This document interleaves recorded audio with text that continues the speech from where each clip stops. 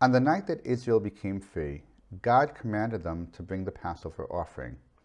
4 days before, each family was to put aside a lamb. On the fourth day, they were to sacrifice the lamb that was set aside and smear its blood on the doorposts, and then roast and eat the meat that night. So far, I can understand what this all means.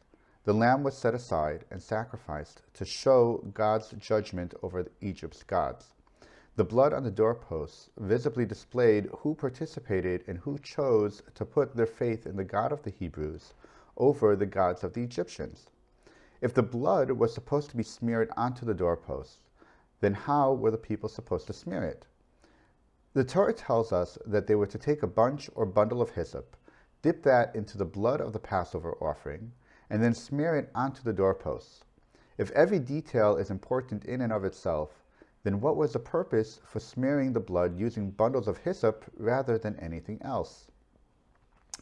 We see that the hyssop is referred to in a few other places in the Torah, in particular by the purification of a person with zarat, by the purification of a house with zarat, and by the purification of a person exposed to a dead body.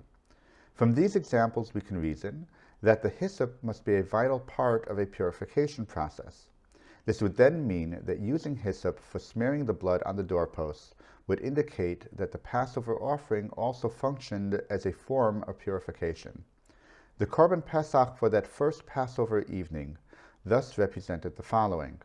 It first represented our identification of being part of the Israelite nation, as all of Israel performed the same actions.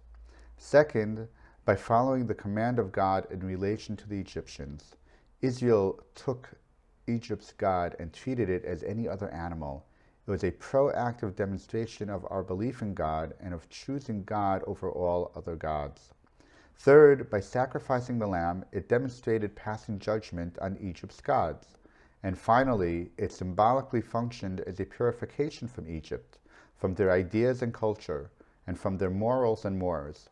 And with all this, Israel would truly be in a position to be able to leave and start afresh.